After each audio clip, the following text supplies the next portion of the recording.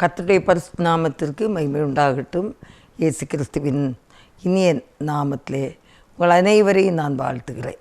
இந்த Joy good news TV மூலமாக உங்களை சந்தித்து இந்த செய்தியை கொடுக்கும்படியாக தேவன் தந்த வாய்ப்புக்காக கர்த்தரை நான் ஸ்தோத்திரிக்கிறேன். இந்த நேரத்திலும் தியானிக்கும்படியாக நான் எடுத்துக்கொண்ட வேத வாக்கியம் வெளிப்படுத்தல் 21 அதிகாரம் 7 ஜெயங்கொள்ளுகிறவன் எல்லாவற்றையும் சுதந்திரித்து கொள்ளுவான். நான் அவன் தேவனாயிருப்பேன், அவன் என் குமாரனாயிருப்பான் என்று பார்க்கிறோம். ஜெயங்கொள்ளுகிறவன் எல்லாவற்றையும் சுதந்திரித்து கொள்ளுவான். அன்பானவர்களே, ஓட்டப்பந்தயத்தில் ஓடுகிறவங்க எல்லாருக்கும் ப்ரைஸ் கிடைக்காது. முதலாவது ஓடுறவங்களுக்கு ஃபஸ்ட்டு ப்ரைஸ், 2வது 3வது ஆறுதல் ப்ரைஸ் கிடைக்குமா இருக்கும். அடுத்த ஒரு நிபந்தனை இருக்குது. அவரவருடைய ட்ராக்கில் அவங்க பாதையில் ஓடணும். 1ஆம் நம்பர் ட்ராக்லேருந்து 2ஆம் நம்பர் போனால் உடனே அவங்க அவுட்டு, வெளியே போகணுன்னு சொல்லிடுவாங்க. அவரவருக்கு நியமிக்கப்பட்ட அந்த பாதையில் தான் ஓடி முடிக்க முடியும். அதே போல் இன்றைக்கு நம்ம பரலோக ராஜ்யத்துக்கு நேராக நம்முடைய ஓட்டத்தை நாம் ஆரம்பித்திருக்கிறோம். ஆனால் நமக்கு ஃபஸ்ட்டு ப்ரைஸ், செகண்ட் ப்ரைஸ், 3வது ஆறுதல் ப்ரைஸ் அப்படி கிடையாது. நம்ம முந்தி ஓடினாலும் சரி தான், பிந்தி ஓடினாலும் சரி தான், நமக்கு நியமிக்கப்பட்ட அந்த பாதையில் நம்ம ஓடி முடிக்கணும். எத்தனை பேர் ஓடி முடிக்கிறோமோ அத்தனை பேருக்கும் ஆண்டவர் என்ன செய்கிறாரு? ஜெயம் அளித்து. ஒருவேளை சிலர் முந்தி ஓடி முடிப்பாங்க, அவங்களும் ஜெயம் பெற்றவங்க தான். சிலருக்கு கொஞ்சம் பிந்தி தான் ஓடி முடிப்பாங்க.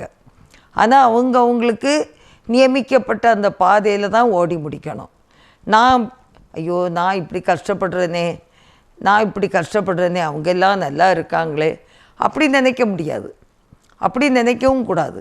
நான் எனக்கு நியமித்த பாதை, இந்த எல்லாரையும் இழந்து நான் தனிமையாக தான் ஓடுறேன்னா ஓடி தான் ஆகணும், வேறு வழி இல்லை. ஆண்டவருக்கு முகத்தை பார்த்து ஓடி முடிக்கணும். அவர் நியமித்த நாள் வரைக்கும் இந்த உலகத்தில் வாழ்ந்து வெற்றிகரமாய் வாழ்ந்து நம்ம விடுதலையோடு வாழ்ந்து, விடுதலையோடு கர்த்தரை துதித்து, விடுதலையோடு ஜெபித்து, விடுதலையோடு நம்ம வேதத்தை வாசித்து, நம்ம ஆண்டவருக்குள்ளே நம்ம ஜீவித்து, வயதை பற்றி பரவாயில்லை, 6லும் சாவு 100லும் சாவு, அவருக்கு சித்தமான ஒரு வேலை வரும்போது அந்த ட்ராக்கை விட்டு மட்டும் மாறிடக்கூடாது.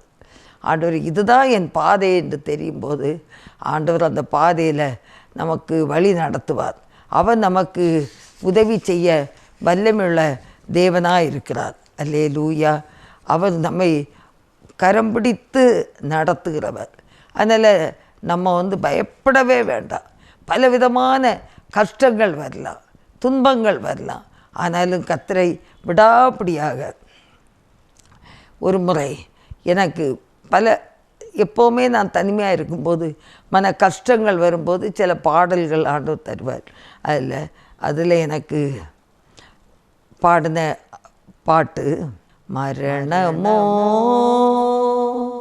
என்னில் ஜீவனோ, கர்த்தரின் அன்பை விட்டு பிரிப்பவன் யார்? மரணமோ மரணக்கட்டுகள் என்னை சூழ்ந்து கொண்டன, மரணக்கட்டுகள் என்னை சூழ்ந்து கொண்டன, பாதாள இடுக்கண்கள் வளைந்து கொண்டன, இக்கட்டைய சஞ்சலத்தையும் அடைந்தே, இக்கட்டைய சஞ்சலத்தையும் அடைந்தே, தேவனோ என்னை இரட்சித்தார். மரணமோ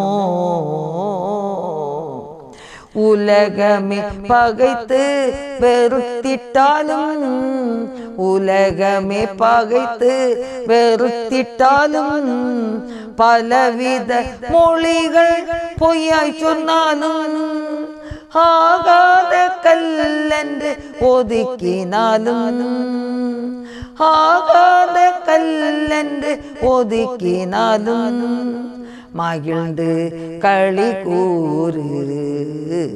மரணமோ உயர்வோ தாழ்வோ எதுவானாலும், உயர்வோ தாழ்வோ எதுவானாலும், உபத்திரவம் கஷ்ட நஷ்டமானாலும், உற்றார் உறவினர் கைவிட்டாலும், உற்றார் உறவினர் கைவிட்டாலும் என் இயேசு கைவிட மாட்டார், என் இயேசு கைவிட மாட்டார். மரணமோ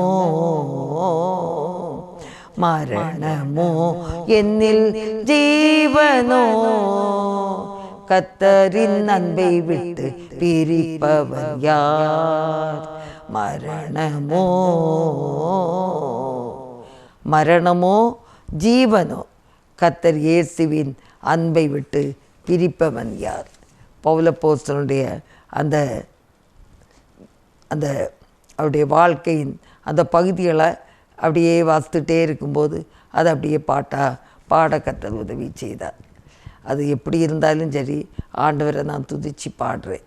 ஆண்டவர் மகிமைப்பட வேண்டும், அவ்வளோதான். அன்பானவர்களே, ஜெயம் கொள்ளுகிறவன் எல்லாவற்றையும் சுதந்திரித்து கொள்ளுகிறார். நான் அவன் தேவனாயிருப்பேன், அவன் என் குமாரனும் குமாரத்தியுமாய் இருப்பார்கள் என்று சொல்லி பார்க்கிறோம். ஆகையில உலகத்தில் கொஞ்ச காலம் நம்ம வாழும்போது கர்த்தருக்காக வாழ்வோம், கர்த்தருக்காக எதையாவது செய்வோம், நல்லதை செய்வோம், நல்லதை செய்வோம். நம்ம குடும்பங்களுக்காகவும் பாரத்தோடு நம்ம ஜெபிப்போம். பாருங்கள், இம்மைக்காக மாத்திரம் இல்லை, இம்மைக்காக மாத்திரம் இல்லை. 1 கொரிந்தியர் 15:19 சொல்லப்படுகிறது, இம்மைக்காக மாத்திரம் நாம் கிறிஸ்துவின் மேல் நம்பிக்கை உள்ளவர்களாக இருந்தால் எல்லா மனுஷரை பார்க்கிலும் பரிதபிக்கப்பட்டவர்களாயிருப்போம் என்று சொல்லியிருக்கிறது. அன்பானவர்களே, இந்த உலகத்துக்காக இல்லை, உலகத்துக்காக நம்ம அவர் மேலே நம்பிக்கை வைக்கக்கூடாது. நமக்காக ஒரு நித்திய ஜீவனை உங்களுக்கு நான் தருவேன் என்று வாக்களித்திருக்கிறார். அந்த நித்திய ஜீவனுக்குள்ளே எல்லாரும் கடந்து செல்ல வேண்டும். அதற்காகத்தான் இந்த பாடு. ஆகையினால நம்ம எல்லா காரியங்களிலும் ஜெயங்கொள்ள வேண்டும். ஒருவேளை கண்களின் நிச்சயம் ஜெயங்கொள்ள வேண்டும். அதை இயேசுவின் நாமத்தில் நம்ம முறியடித்து ஜெயங்கொள்ள வேண்டும். ஒருவேளை அந்த தலையில் ஏற்படுகிற மூளைக்குள்ளே ஏற்படுகிற எண்ணங்கள் சிதறடிக்கப்படுகிறதா, அதிலிருந்து ஜெயங்கொள்ள வேண்டும். பாவத்திலிருந்து ஜெயங்கொள்ள வேண்டும். கெட்ட வார்த்தை பேசுகிறாங்களா, அதிலிருந்து ஜெயங்கொள்ள வேண்டும். பாவமான சூழ்நிலையா, எல்லாவற்றிலும் ஜெயங்கொள்ள வேண்டும். ஜெயங்கொள்ளுகிறவன் நித்திய ஜீவனை சுதந்திரித்து கொள்ளுவார். அல்லேலூயா. அன்பானவர்களே, என்னென்ன அடிமைத்தன பாவங்கள் இருக்கிறதோ, குடி, வெறி, விபச்சாரமா, எல்லாவற்றிலும் இயேசு பாவங்களை எல்லாம் மன்னித்து அவர் விடுதலை தர ஜெயம் கொடுக்கிற தேவனாக இருக்கிறார். ஜெயம் கொடுக்கிற தேவனுக்கு ஸ்தோத்திரம் என்று சொல்லி முன்னேற வேண்டும். இம்மைக்காக மாத்திரம் இல்லை, இந்த உலகத்தில் அழிஞ்சி போகிற வஸ்துக்களுக்காக அல்ல, என்றும் மாறாத நிலை மாறாத ஒரு நித்திய ஜீவனை அவர் நமக்கு ஆயத்தப்படுத்தி வைத்திருக்கிறார். யோவான் 14ஆம் அதிகாரத்தில் சொல்லப்படும், உங்கள் இருதயம் கலங்காதிருப்பதாக, நான் போய் உங்களுக்காக ஒரு இடத்தை ஆயத்தம் பண்ணி முடித்த பிறகு நான் இருக்கிற இடத்துல உங்களை நான் சேர்த்துக்கொள்வேன். அந்த இடத்துக்கு போகிறதுக்காக, இந்த உலகத்துக்காக இல்லை. ஏதோ உலகத்தில் நம்ம பிறந்திருக்கோம், நல்ல நம்ம உடுத்து தான் ஆகணும், நம்ம சமையல் பண்ணி தான் ஆகணும், சாப்பிட்டு தான் ஆகணும், வேறு வழி இல்லை, பசிக்குமே, அவ்வளோதான். மற்றபடி இம்மைக்காக மாத்திரமல்ல, நம்ம நித்திய ஜீவனுக்குள்ளே அழியாத ஒரு நித்திய ஜீவன் அவர் நமக்கு ஆயத்தப்படுத்தி வைத்திருக்கிறார். அதை சுதந்திரித்து கொள்ள வேண்டும், நித்திய ஜீவனை சுதந்திரித்து கொள்ள வேண்டும். அதுதான் நம்முடைய நோக்கமாக இருக்க வேண்டும். அன்பானவர்களே, பாருங்க, எபிரேயர் 11ஆம் அதிகாரம் 16ஆம் வசனத்தில் சொல்லப்படுகிறது, அதையல்ல அதிலும் மேன்மையான பரமதேசத்தை விரும்பினார்கள்னு. 15ஆம் வசனத்தில் பாருங்கள், அவர்கள் விட்டு வந்த தேசத்தை நினைத்தார்கள், ஆனால் அதற்கு திரும்பி போவதற்கு அவர்களுக்கு சமயம் கிடைத்திருக்குமே. விட்டு வந்தது தேசம் எது? எகிப்து தேசம். வழியில் பயங்கரமான கஷ்டம், செங்கடல், எரிகோ மதில் எல்லாம் இருக்கிறது, தண்ணி இல்லை, சில நேரம் கண்மலையை பிளந்து தான் தண்ணி கிடைக்குது. அப்படி பல போராட்டத்தோடு இஸ்ரேல் ஜனங்கள் வழி நடத்தப்படுறாங்க. அன்பானவர்களே, அவர்கள் விட்டு வந்த தேசத்துக்கு போவார்களானால் போயிருந்திருக்கலாம். ஆனால் அப்படி இல்லை, அதற்கு சமயம் கிடச்சிருக்கும். அதையல்ல, அதிலும் மேன்மையான பரம தேசத்தை விரும்பினார்கள். ஒரு பரம தேசம், பரலோக ராஜ்யத்துக்கு போகணும்.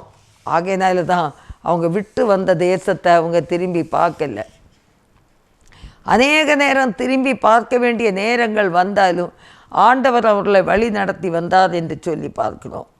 ஆகையினால கொடுக்கப்பட்ட காலங்களிலே ஆண்டவருக்காக நம்ம ஜீவிப்போம். 1 கொரிந்தியர் 3ஆம் அதிகாரம் 21-22 வசனத்தில் பார்க்கும்போது, இப்படி இருக்க ஒருவனும் மனுஷரை குறித்து மேன்மை பாராட்டாதிருப்பானாக, எல்லாம் உங்களுடையதே என்றிருக்கிறது. எல்லாம் ஆண்டவர் நமக்கு தந்திருக்கிறார். ஆகையினால ஒத்தரை குறித்து நம்ம மேன்மை பாராட்ட வேண்டாம். நம்முடைய படிப்பை குறித்தோ, நம்முடைய பணத்தை குறித்தோ, நம்முடைய செல்வாக்கை குறித்தோ, எதை குறித்தோ நம்ம ஒரு நாளும் ஒரு காலும் தேவையில்லாமல் மேன்மை பாராட்டவே வேண்டாம். ஆண்டவரை குறித்து மேன்மை பாராட்டுவோம். நமக்காக ஆயத்தம் பண்ணின அந்த தேசத்துக்கு நம்ம செல்ல வேண்டும். இருக்கிற நாளில், உலகத்தில் இருக்கிற நாளில் நமக்காக ஜீவனை கொடுத்து நம்மை ரட்சித்த, நம்மை பேர் சொல்லி அழைத்த, நம்மை தெரிந்தெடுத்த அந்த ஆண்டவரையே நம்ம கனம் பண்ணுவோம். அன்பானவர்களே, ஆண்டவருடைய சமூகத்தில் நம்மை தாழ்த்தி ஒப்பு கொடுப்போம். இந்த உலகத்தில் இருக்கிற நாள் ஆண்டவருக்காக ஜீவிக்க நம்மை அர்ப்பணிப்போம். 1 கொரிந்தியர் 2:9-10 சொல்லப்படுகிறது, எழுதியிருக்கிறபடி தேவன் தம்மில் அன்பு கூறுகிறவர்களுக்கு ஆயத்தம் பண்ணினவைகளை கண் காணவும் இல்லை, காது கேட்கவும் இல்லை, அவைகள் மனுஷனுடைய இருதயத்தில் தோன்றவும் இல்லை. நமக்கோ தேவன் அவைகளை தமது ஆவியினாலே வெளிப்படுத்தி இருக்கிறார். அல்லேலூயா. நம்ம இதுவரை அதை என்ன செய்யலை? அவரிடத்தில் அன்பு கூறுகிற பிள்ளைகளுக்கு அவர்தாம் ஆயத்தம் பண்ணி வைத்திருக்கிற ஒன்றையும் நம்ம இதுவரை காணலை, காது சரியாக கேட்கவும் இல்லை. ஆனால் மனுஷனுடைய இதயத்தில் தோன்றவும் இல்லை. நமக்கோ யாருக்குமே அது தென்படலை. ஆனால் நமக்கு தேவன் அவைகளை என்ன செய்திருக்கிறார்? ஆவியினாலே அவர் நமக்கு வெளிப்படுத்தி இருக்கிறார். ஆகையினால எல்லாரும் இந்த வெளிப்பாட்டை கண்டுகொள்ள வேண்டும். தேசத்து ஜனங்கள் எல்லாரும் இந்த ஆண்டவருடைய அன்பை கண்டுகொள்ள வேண்டும். நான் மட்டும் கண்டால் போதாது. ஆண்டவரே, மாறாத அழியாத அந்த நித்திய ஜீவனை குறித்த ஒரு தரிசனம் உலக ஜனங்கள் முழுதுக்கும், தேசத்து ஜனங்கள் முழுதுக்கும் வர வேண்டும் என்ற பாரத்தோடு நம்ம ஜெபிக்கணும். எனக்கு கிடச்சிட்டு போதும்னு இருக்கக்கூடாது. நம்ம தொடர்ந்து நம்ம ஜெபித்து நம்ம தேசத்துக்காகவும் நம்ம அதிகமாக நம்ம ஜெபிக்க வேண்டும். ஆகையினால யாருமே இழந்து போகக்கூடாது. 2 யோவான் 8ஆம் வசனத்தில் பார்க்கிறோம், உங்கள் செய்கைகளின் பலனை இழந்து போகாமல் பூரண பலனை பெறும்படிக்கு எச்சரிக்கையாயிருங்கள். பாருங்கள், செய்கைகளின் பலனை இழந்து போகாமல் எல்லாரும் என்ன செய்ய வேண்டும்? அந்த ரட்சிப்பை அடைய வேண்டும். இதற்காகத்தான் நம்ம பிரயாசப்பட வேண்டும், பாடுபட வேண்டும். ஆகையினால ஆண்டோடைய சமூகத்தில் தான் நம்மை ஒப்பு கொடுக்க வேண்டும். அவர் சமூகத்தில் நமக்கு இருக்கக்கூடிய ஆசீர்வாதங்களை நாம் பெற்று ஜீவிக்க வேண்டும். எல்லா விதத்திலும் சுதந்திரித்து கொள்ள வேண்டும். ஜெயம் கொள்ளுகிறவன் சுதந்திரித்து கொள்ளுவான். அப்போ கடைசியாக நம்ம செய்ய வேண்டியது என்னன்னா, நமக்கு மேகம் போன்ற எபிரேயர் 12:1 மேகம் போன்ற இத்தனை திரளான சாட்சிகள் நம்மை சூழ்ந்து கொண்டிருக்க, பாரமான யாவற்றையும் நம்மை சுற்றி நெருங்கி நிற்கிற பாவத்தையும் தள்ளிவிட்டு விசுவாசத்தை துவக்கிறவரும் முடிக்கிறவருமாயிருக்கிற இயேசுவை நோக்கி நமக்கு நியமித்திருக்கிற ஓட்டத்தில் பொறுமையோடே ஓடக்கடவோம். அல்லேலூயா. அன்பானவர்களே, இந்த உலகத்தில் இருக்கிற பாரம் சுமை, வேதனையான பகுதி. அந்த காலத்தில் பாருங்கள், பஸ் வசதி இல்லாத காலங்கள். நான் கொஞ்சம் சின்ன பருவத்தில் நான் இருப்பேன். அந்த பருவத்தில் பஸ் வசதியே இல்லாத ஒரு காலத்தில் பாருங்கள், ஆங்காங்கு சுமை தாங்கி நிற்கும் 2 பெரிய கருங்கல். அந்த கருங்கல் மேலே ஒரு ஃப்ளாட்டாக ஒரு கருங்கல். இந்த தலையில் சுமை, சாக்கு மூட்டை இதெல்லாம் தூக்கிட்டு வரவங்க ரொம்ப டயர்டாகும்போது அப்படியே நின்றுக்கிட்டே அந்த மேலே அந்த கல்லில் தூக்கி வச்சதை நான் பார்த்துருக்கேன். வச்சுட்டு அப்புறம் அதிலே பக்கத்தில் கீழே உட்காந்து தண்ணி குடிக்கவோ ஏதாவது கையில் கொண்டு வந்த ஆகாரங்களை சாப்பிட்டு திரும்பியும் அப்படி நின்றுக்கிட்டே இழுத்து இப்படி தலையில் வச்சு அப்படி கொண்டு போகிறத பார்த்துருக்கோம். அன்பானவர்களே, இன்றைக்கு அந்த சுமைக்கெல்லாம் எங்கேயுமே அதிகமாக பார்த்தது போல் தெரியலை. ஆனால் நமக்கு இன்றைக்கி சுமை தாங்கி இயேசுதான். நம்முடைய பாவத்தையும் நம்முடைய பாரங்களையும் அவருடைய சிலுவையின் அடிவாரத்தில் வைத்து விட்டு நம்ம என்ன செய்யணும்? விசுவாசத்தை துவக்கிறவரும் முடிக்கிறவருமாகிய இயேசு கிறிஸ்துவுக்குள்ளே நம்ம என்ன செய்யணும்? ஓட ஆரம்பிக்கணும். அவரை சார்ந்து, ஆண்டவரே நீரே எனக்கு தஞ்சம் அப்படின்னு சொல்லி அவரை சார்ந்து நம்ம ஓடும்போது அவர் நமக்கு உதவி செய்ய வல்லமையுள்ளவராக இருக்கிறார். நமக்கு நியமித்திருக்கிற அந்த ஓட்டத்தில் பொறுமையோடு ஓடணும். ஐயோ, நம்ம ஆத்திரப்படக்கூடாது. நம்ம வாழ்க்கையில் கஷ்டம் வருதே நஷ்டம் வருதேன்ட்டு நம்ம அவசரப்படக்கூடாது, ஆத்திரப்படக்கூடாது. பொறுமையோடு நம்ம ஓடும்போது அவர் வெற்றிகரமாக அதை சுதந்திரித்து கொள்ளக்கூடிய ஒரு கிருபையை நமக்கு தருவார். பாருங்கள், அந்த 12:2 சொல்லப்படுகிறது, அவர் தமக்கு முன் வைத்திருந்த சந்தோஷத்தின் பொருட்டு அவமானத்தை எண்ணாமல் சிலுவையை சகித்து தேவனுடைய சிங்காசனத்தின் வலது பார்சத்தில் வீற்றிருக்கிறார். அல்லேலூயா. பாருங்க, பாவமே செய்தாரா? ஏதாவது பாவம் செய்தாரா? ஏதாவது கண்களின் இச்சை எண்ணத்தில் ஒரு பாவமே அறியாத பரிசுத்தமுள்ள ஒரு தேவன். அவர் சொல்கிறாரு, எனக்கு முன் வைக்கப்பட்டிருந்த அந்த சந்தோஷத்தின் பொருட்டு நான் அவமானத்தை எண்ணாமல் நான் என்ன செய்கிறேன்? சிலுவையை சகித்து பாடுகளை சகித்து தேவனுடைய சிங்காசனத்தில் வலது பார்சத்திலே அவர் வீற்றிருக்கிறாரா. ஆகையினால் அன்பானவர்களே, சோர்ந்து போகாதுங்க. நமக்கு முன்பாக பாடுகளை சகித்து கடந்து போன தேவன் பிதாவின் வலது பார்சத்திலே வீற்றிருக்கிறார். மகிமைக்குள்ளே அவர் ஓடி இருக்கிறார். அவர் சுதந்திரித்து கொண்டார். முதலாவது தேவனுடைய பிதாவின் வலது பார்சத்திலே அவர் இருக்கும்படியான ஒரு சுதந்திரத்தை அவர் பெற்றுக்கொண்டார். ஆகையினால் தான் தைரியமாக சொல்லுகிறார், விசுவாசத்தை துவக்கிறவரும் முடிக்கிறவரும் நான் தான். என்னை பார்த்து நீ ஓடு, உனக்கு நியமித்த பாதையில் நீ ஓடி முடி என்று சொல்லுகிறார். அல்லேலூயா. ஆகையினால் அன்பானவர்களே, நீங்கள் சோர்ந்து போகாதபடிக்கு 3ஆம் வசனத்தில் பாருங்கள், 12:3, நீங்கள் இளைப்புள்ளவர்களாய் உங்கள் ஆத்துமாக்களில் சோர்ந்து போகாதபடிக்கு தமக்கு விரோதமாய் பாவிகளால் செய்யப்பட்ட இவ்விதமான விபரீதங்களை சகித்த அவரையே நினைத்து கொள்ளுங்கள்.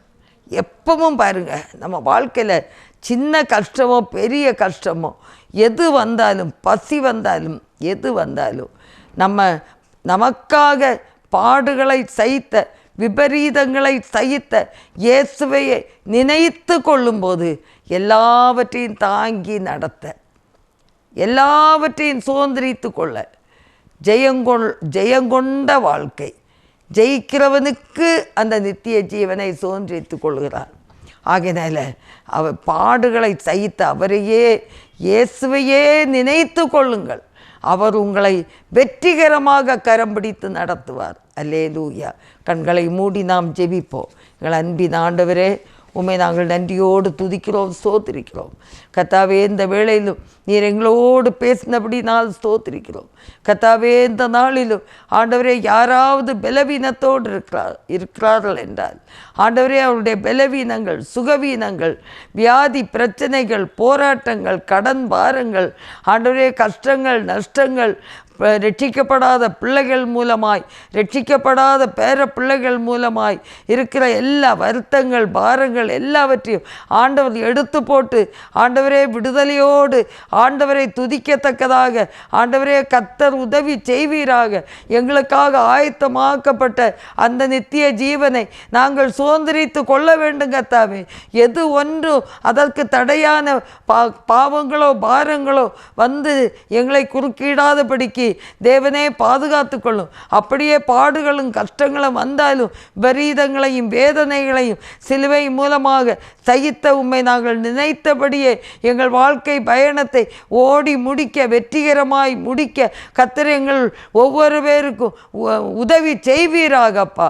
இதை கேட்டுக்கொண்டிருக்கிற பிள்ளைகளுடைய வாழ்க்கையில் ஒரு வெற்றி வாழ்க்கை உண்டாகட்டும்.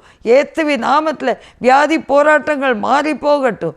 ஆண்டவரே, பாரங்களை சுமந்து கஷ்டப்படுகிறனே, கண்ணீர் வடிக்கிறதேங்கிற பிள்ளைகளுக்கு இயேசுவின் நாமத்தினால ஒரு ஆறுதலும் சமாதானமும் இயேசுவின் நாமத்தில் உண்டாகட்டும்.